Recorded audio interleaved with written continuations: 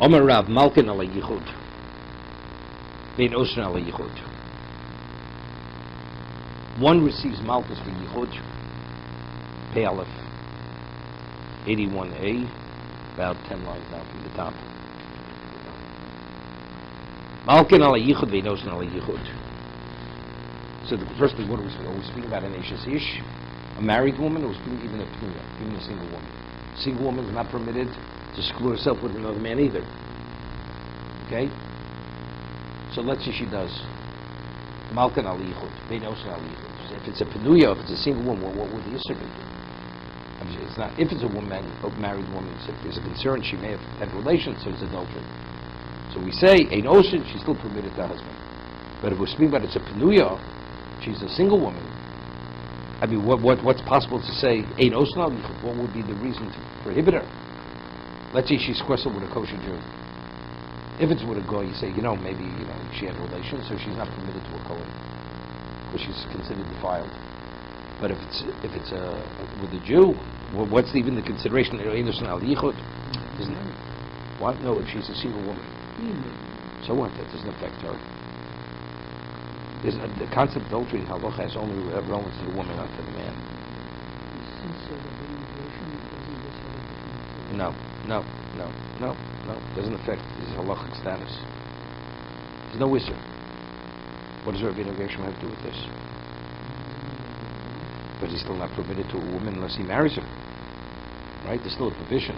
The Rishon Yichud still applies unless you're married to the woman. Right? Okay. Malkin al Yed Oshin al Yichud. So over here, Rashi says Malkin al Yichud Mardus, rabbinic lashes.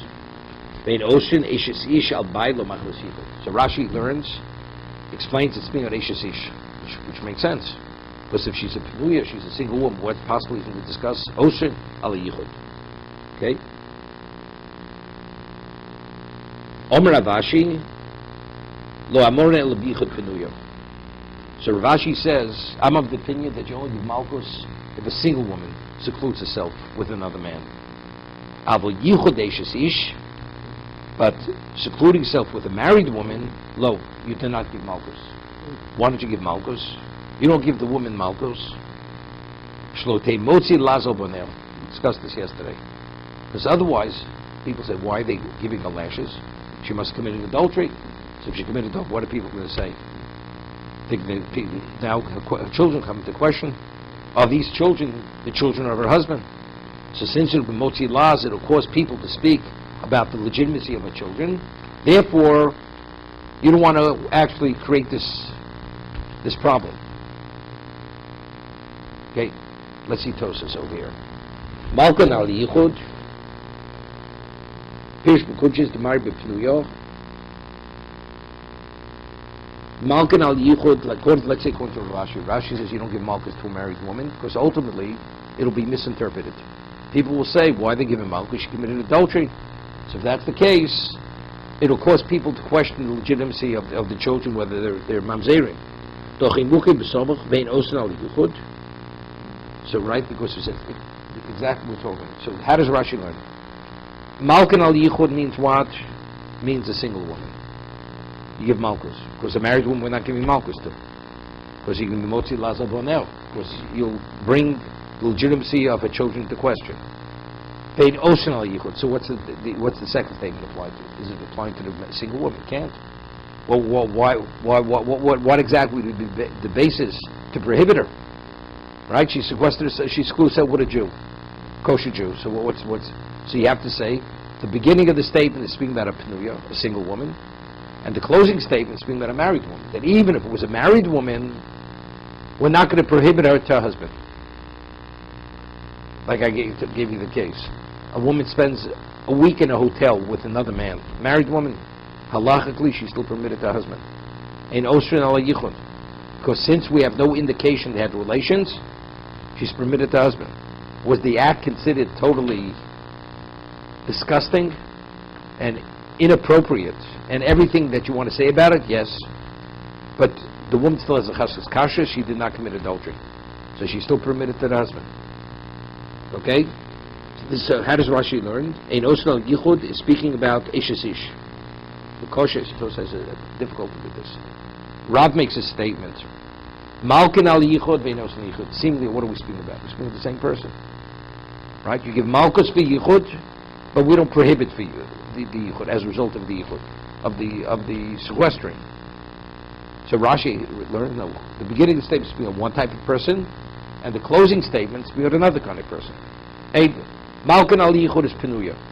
Ein osel al yichud is speaking what? Eshes ish, which is a little bit of a dochik. Because seemingly, if you read it, it's A and not B. We're speaking of, it applies to the same individual. The kosher, in Kael, it's Totem Ketoni, Reisha Pnuya. So he says, if that's the case, we have to divide it. The opening statement is speaking about a Pnuya, V'seifa Beishes Ish, and the closing statement, when it says, Ein Osen Ala Yichud, is speaking about what? A married woman. But that's not the way it reads. Seemingly, we're speaking about the same person. You do A, but you don't do B to that person. Miu kosher. He says, however, it's different. The non-perkam dechsubis. Ro'u medaberes im echod. Yeah. V'omru lo mativ v'shalu b'zeh. V'shalish ploni. V'koinhu. What happens? A woman is questioned. She's pregnant, and she was involved with certain men. Said, who is he? She says he's a kohen. Rabbi Shlomo eina nemenes. She's not believed. She's pregnant. She says, I'm pregnant from this man. We don't believe her. We're concerned. Who knows who she's pregnant from? So the Gemara over there asks, Ein osen ala yichud. So why don't we believe her? It says Ein osen ala yichud. Her halachic status doesn't change. Umeshani malos b'yusid. Regarding a kohen, malos b'yusid. On a Torah level, she has a chazaka. But rabbinically, for a kohen, we set a higher standard. Lo mashani gemara hosam nidi. Docha mari liyuchsin. Vafilochi or amrinon ein osik. Which is the way I'm learning. He has difficulty with Rashi. Rashi says malkan al yichud is a pnuya, ein osin yichud is eshes ish. So he says it seems to be with both speaking about a pnuya. So what are we saying? No, that's Rashi. No, he's saying it's speaking about for a kohen. For a kohen. I understand. Okay. So over there, no mishani hosam midi the hocha. The hocha married the yuchsin. Feel amrino and then osin ishlom the lola married the yuchsin. We're speaking about it has to setting the standard for the kohen. The mishani hosam malo hosam yuchsin shiny hosam the ena nemenes mishum the moda ushim nivalo. The to come in osin hainu mishum the ena moda ushim nivalo. You were saying over there the Gemara says there the woman had relations with the man, and they asked the woman who was he. So she says he was a kohen. Single woman. She says he was a kohen. So the Gemara says over there she's not permitted to a kohen. Maila also b'yosi. Why? Because we set a standard for kohanim. Because do you know? Maybe who knows? Maybe he wasn't a Jew. Maybe he wasn't a Jew. Maybe he was a mamzer, the man who had relations with her. No. So she can't marry a kohen. She can't marry a kohen. See, but if that's the case, we have a problem with Al Gemara. The Gemara says ain't osin ali yichud. Because the way Tosas learns is not speaking about an eshes ish. So if it's not an eshes ish, so we're speaking a single woman. So what relevance did it have? Only a kohen.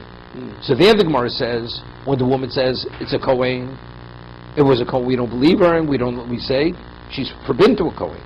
And here we're speaking of a single woman, and it says ain't osin al yichud. She's permitted to a kohen.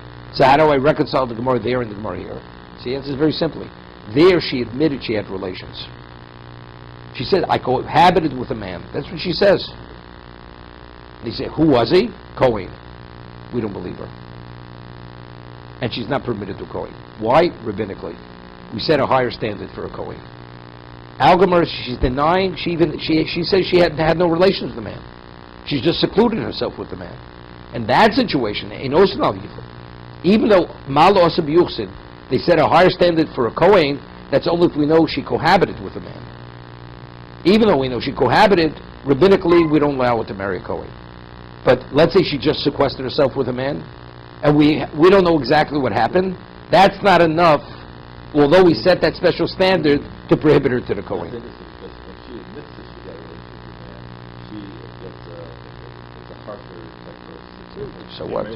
When she doesn't admit it, she gets screws out of the back for 3 weeks. Doesn't make a difference. Doesn't make a difference. Doesn't make sense. There's a concept of shab nafshech surah. That you admit you had a relation, that means you're a woman who cohabited with a man. We don't know who that man is. Even though you said it doesn't make a difference. So now you fall under the category, we set that higher standard.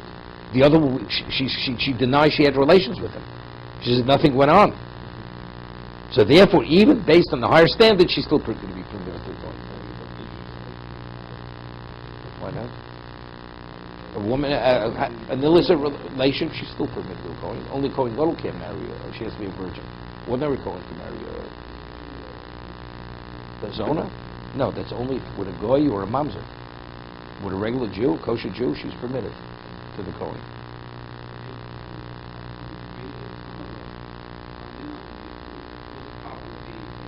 Malos of Yuchsin, that's the Mark Subis, where she admits she had relations. No. Ein Malkin ala Yichud. Penuya sequesters herself with a man, you give her Malkus. Ein Ocean ala Yichud. She's permitted to a Kohen. Even though we said a Malab Yuchsin, she's permitted to a Kohen. The Gemara says over there she's not permitted to Kohen, because there in Gemara Ksubis, she admits she had relations. David, you want to say something?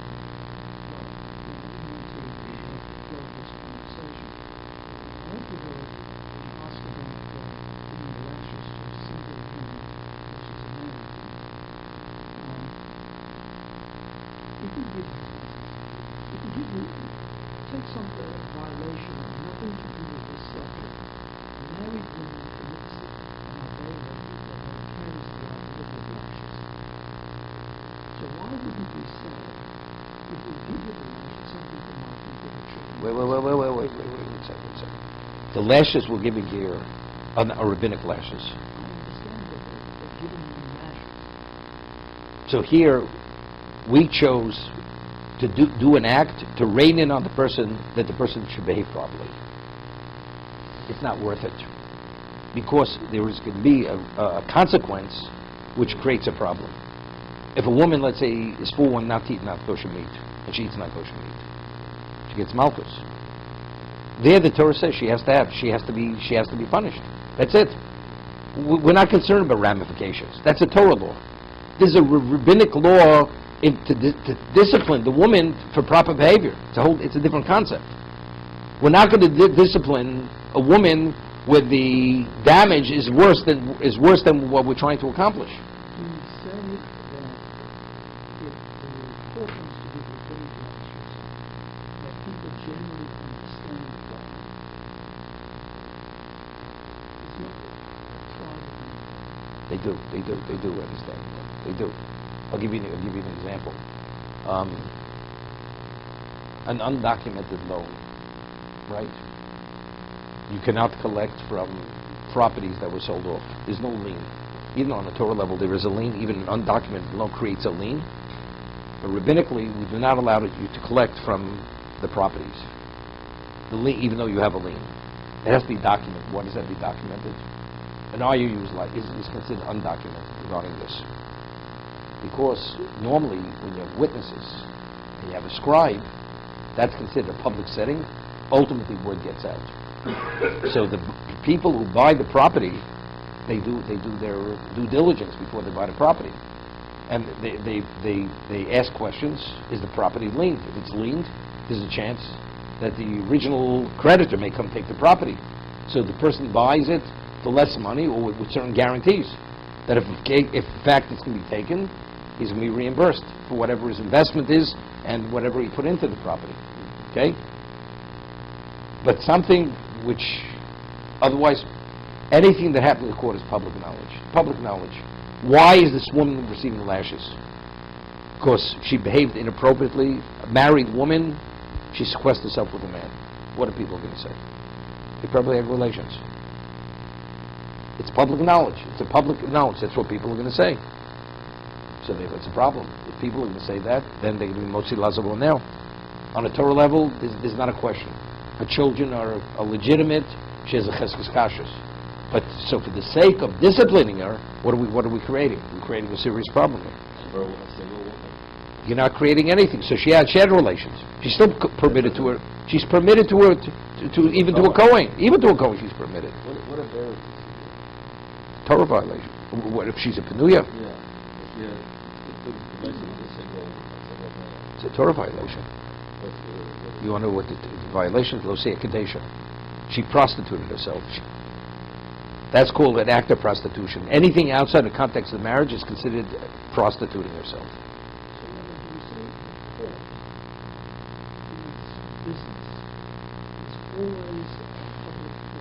Yes. Yes. Yes. It's never like in today's court, they say press is barred, no names can be mentioned. No, doesn't exist. Such a concept. Doesn't exist. It's an halacha because the Torah says very often, "L'man yishnu v'yiro," right? "L'man yishnu v'yiro no." You do certain things in the most public setting. People should hear, they should learn, and they should never ever. This should not be repeated. This kind of behavior. Right? Right? We do it. That's why it's very often something, even to the regular. When people come to Yerushalayim, it's such a public setting that it's a public spectacle they make out of it to maximize on it.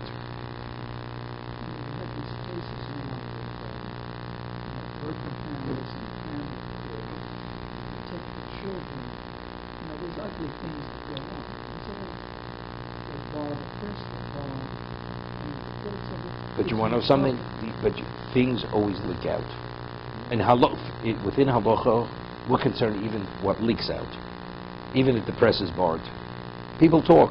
I mean, if you go through, in terms of Shmir Saloshim, right? Things are behind closed doors. You have, at one time you have a committee that would determine certain things. Responsibilities of people live in a community, or they would penalize people in a community. And it was the equivalent of a court. Not that they were qualified judges. They were chosen by the community. They will adjudicate whatever issues come up. And then afterwards they rule against a certain person. And the person afterwards says, by the way, so who did you rule against me?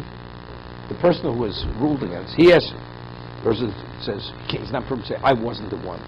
Or I was overridden because it's majority rule. He's not permitted to say anything. He has to say, I can't talk about it because it was Lashon Hara. Because by saying that, the other ones are going to be the one, they're going to be the bad ones, and he's the good one. It's almost inevitable things leak out, and therefore you have to really restrain them, and they have to understand how restrained they have to be. Otherwise, it's a Torah violation. But usually people are pretty loose. They'll share it with their wife, share it with this one. Leaks out. If that leaks out, it's a problem with the family. Okay. Further.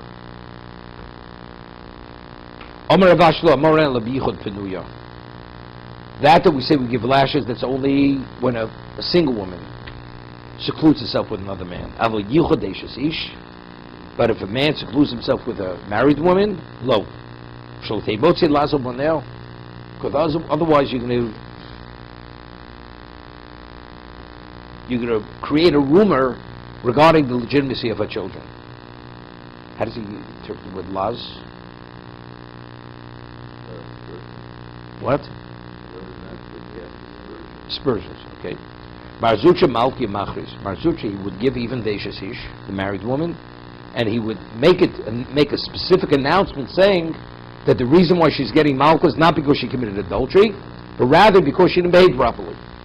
So therefore this actually addresses the issue of what not to be motzi laz on the children. Only Rav Nachman Parhache or Rav Ashi Marnami Luki Lichris. Rav Ashi didn't do this, didn't conduct himself this way, as Mazurchi did. So Rav Nachman Parhache says, Rav, why don't you do the same? Give lashes and explain, make it public knowledge why she's receiving the lashes. Not because she committed adultery, because it was inappropriate behavior. The concern is what happens if the person only hears part of the. First people are very, selective what they want to hear. Most people, when you hear something, it's usually, even though you actually hear it, you only hear what you want to hear. Very often, if you have experience, it says in Pirkei Avos, Chacham Yizor b'divreichem. A Chacham has to be very careful when he speaks. Why? Because it could be disastrous.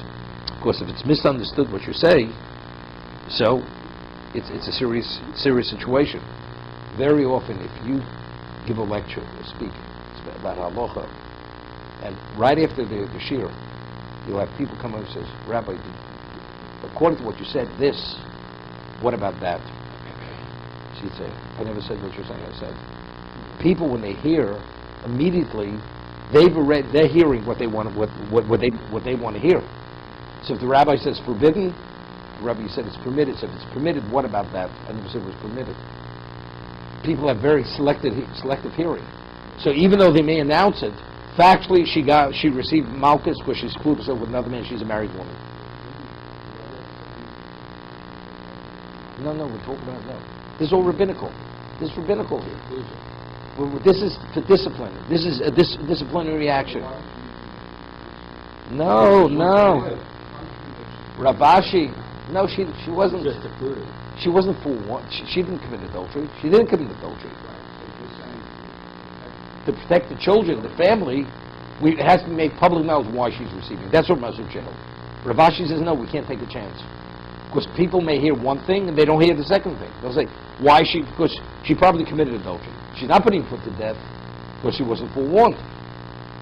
Or today it's after we don't have a Sanhedrin anymore. So therefore we have to discipline her. But what are we disciplining? Because she committed adultery. So what do people say about her children? Well, but we announced, we said it's not for that. She didn't commit adultery.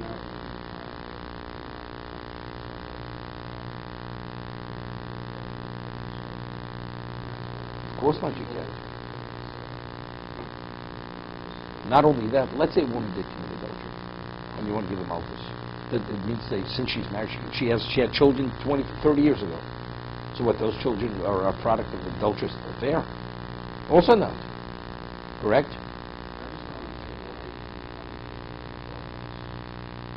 She's not an adulteress. She's not an adulteress, but she's a married woman who did something which is inappropriate. No. What are we going to do? What are we going to do with her? What are we going to do? We have no Sanhedrin. We can't put her to death. Not only that, she wasn't forewarned either. She wasn't forewarned. Right? It's all... You still say, something, she had an affair. That's what people are going to say. That's a problem. You'll be motzi lazal, you'll cast aspersion on the children.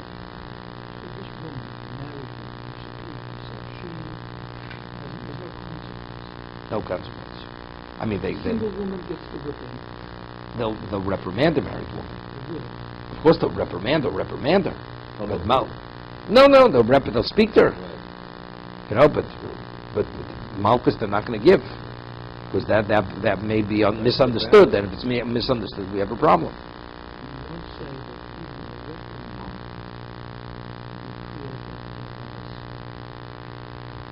They had in Singapore 2 years ago. This kid threw some chewing gum on the street. They had all kinds of lawyers. When they cane a person, after maybe 15 canings, the person goes unconscious. When they cane, you understand?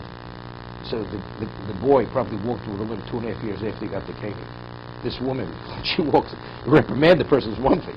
Give a person a caning. We're talking about caning over here. She walks out of that Besdin, she's not going to her physical therapist for a while. You understand? It's going to be an in-house visit. Okay. Further. Omar Rav Malkan Lotov Hashmor. If a person, there's a rumor out there, the person is not behaving properly. We don't factually, but Lotov Hashmor, person's behavior is inappropriate. You give malchus for that. Shenemar, Al Bonai Ki Lotov Hashmor. Eli says to his sons, Al means it's not my sons. My children, it's unacceptable. What's unacceptable? What people are saying, it's unacceptable. The way you're behaving. Chofni and Pinchas, the way they behaved. Marzucha Mosef Lo Afsiro Al Kasvei. Now, according to our Girsa here, our text, Al Kasvei, Umikri Le Al Bonai. He would put a strap a leather strap on this person's shoulder, and this was the level of reprimand. It's a question of the Gimalgas, and they would say, Al Bonai. This is because Al Bonai, because your behavior is inappropriate. Rashi learns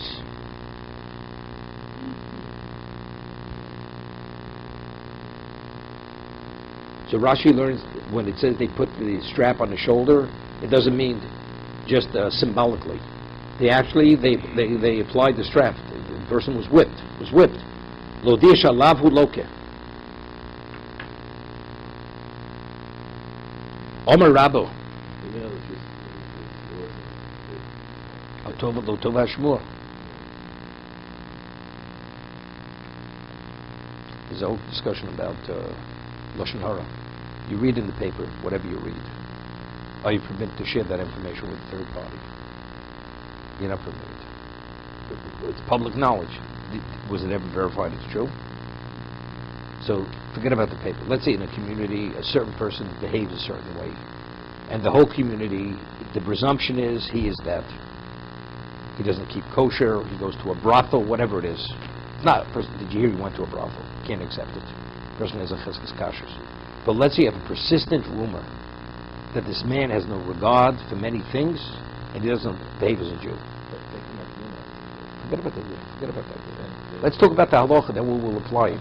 We're not holding by bina yet. We're talking about chokhmah now, right? I'm trying to teach you chokhmah. Bina is, you don't have chokhmah, you don't have bina. Okay?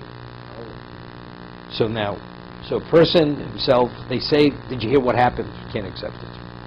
But if you have a persistent rumor continuously, a person's classified in the community, even though nobody has the evidence, but presumptively that's what he is, then you could accept it as fact. You could accept it as fact. So just because something says something in a newspaper doesn't mean anything. Of course, afterwards they find out that the man is not. Even though there's no proof, rumor. It's a persistent, ongoing. It's not you hear people talking the first day. It's an ongoing rumor. That's the indication. Not one time. That the person is repeatedly behaves this way. That establishes fact. Omer Rabbi Balabir, we speak of yichud, seclusion. A woman is not permitted to seclude herself with a man because we're concerned something may happen. What about her husbands in town? In town. Ein choshen mishum yichud. We're not concerned. A man visits a woman in her house during the daytime. Her husband's in town. Is in town. Are we concerned something may have happened? We're not concerned. Why? Because balabir. Because a woman, in her own mind, we discussed this a little bit. First, the husband could walk in any time during the day. He has access to the location. So if that's the case, then it's only if she's in her own home. Let's say the husband doesn't know where she is in town. Right? She went shopping. He can't locate her. Does balabir make a difference? Her husband's in town. So if you say it's because he may walk in on her, so if he doesn't know where to walk in, yichud should apply even if it's balabir, even if her husband's not out of town. But if you say a woman, if a husband's in town, a woman has a certain mindset, a certain fear, so therefore she's not going to in any way succumb to any temptation knowing her husband's in town. So then the halacha is, you don't have to be concerned. Right? That's what we most learn. Even though she did the school, she's permitted. No, she's even permitted. We're not worried anything's going to happen. It's not simple. The woman goes to the doctor and she's examined for an examination. So there we're not concerned because there's a nurse in the office, whatever it may be. But let's say it would be in who knows where, right?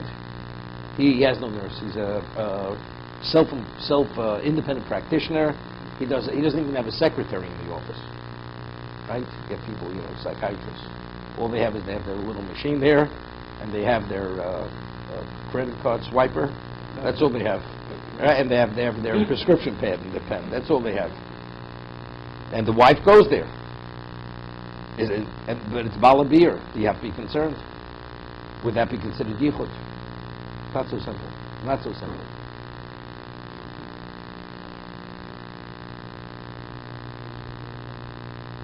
Omer Rav Yosef, Pesach Basuch Lushas Rabbi. If the man is in the location and the entrance faces the public domain, or where people actually pass by, understand? The door is wide open, and people could look from outside the house into the house. Although it may be off to a side, the door being open, nothing's going to go on. What about if the door is closed? Okay? That the door is open and not locked, also, you don't have to be concerned. Because why? Because again, somebody could actually walk in the house. What about if the door is locked? I saw there's a heter from Moshe. Moshe said something very interesting. When a person commits adultery, they don't want to be distracted. Because they know they're doing something wrong. They want to have a certain degree of assurance that they're not going to be caught.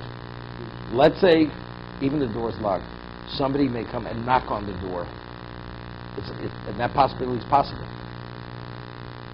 That she understands. Somebody may knock, takes away from that sense of confidence that they're not going to be caught. Because if somebody knocks, you have to open the door. You open the door, people ask questions. Nobody wants any questions to be asked. So even if the door is locked, Rav Moshe holds, if the possibility somebody may knock on the door, that's sufficient.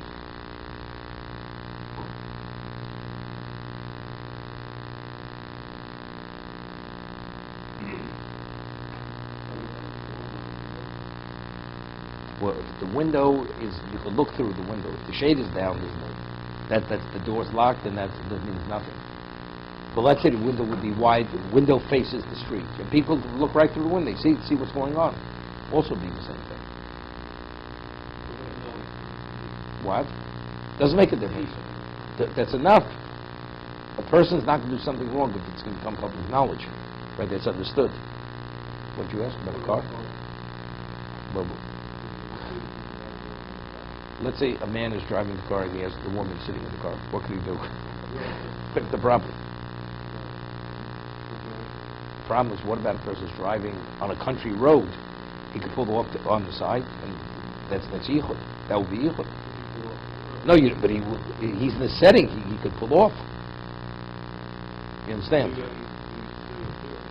No, but you have to leave the air. You're in a location. It's a secluded location. Why, when you're driving, nothing can happen. But you can stop the car, and you're not driving anymore. That's the problem. Instead, it's the same setting. It's not you going somewhere else.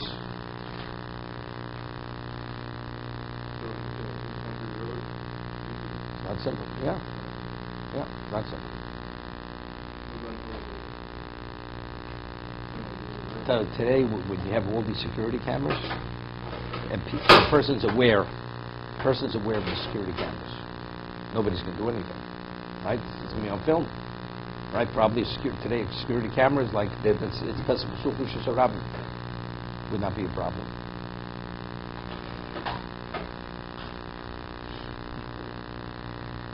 Rabbibi equal to the Rav Yosef. Rabbibi, what was in the home of Rav Yosef, and seemingly the Forshim say he was a Talmud. He was a Talmud of Yosef. He was there for a meal. Bosa the Korach Rifta. After they finished eating the meal, they ate the meal. Let's say the upper story. So in those years, they didn't have staircases. How would you go from the lower level to the upper? You had a ladder. That's how you go up to the upper level. So after they finished eating the meal, Rav Bibi on the upper level, Rav Yosef and his wife walked to the lower level. So Rav Yosef makes an announcement. He says, Bosa the Korach Rifta, after they finished breaking bread, finishing the meal, Amalu Shkuli Dargabi Tusid Bibi. Remove the steps, the ladder from before Rav Bibi, that Rav Bibi should not have access to the lower level. Okay? So the question is why? Because he was concerned that Rav Bibi may seclude himself with his wife. He's in the house. The husband's in the house. Rav Yosef's there. He's concerned.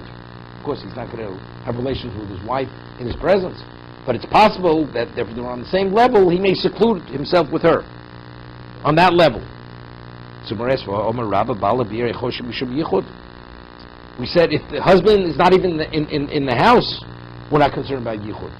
Here Rabbi Bibi is in the house, and Rabbi Yosef's concerned about yichud. Therefore he says, I don't want to, he should have no access to the lower level where my wife is. Right? Why should it be a problem? Shani Rabbi Bibi to Shoshvinte Haboy, the Gaisabay. Now, what about if there's a special relationship? Let's see, they were childhood friends. Man and woman, they were childhood friends. So today, there's a certain comfort level between the two of them. And therefore, and there's a certain degree of maybe affection between the two of them. So therefore, we're concerned. Even Bala Be'ir, that could actually alleviate the fear that the woman has and the man has, and then something may happen. No. This is the halacha. It's a reality. I'll give you an example. Also, let's say you have a cousin, two first cousins. Is a person permitted to sequester himself with a first cousin, a man and a woman? No, she's not his wife, right? She's a single woman married to him. He's not permitted, right? But because they grew up together, they're cousins, they're related. There's a certain closeness. Because of that closeness, that alleviates this fear, and that creates the problem. To be continued.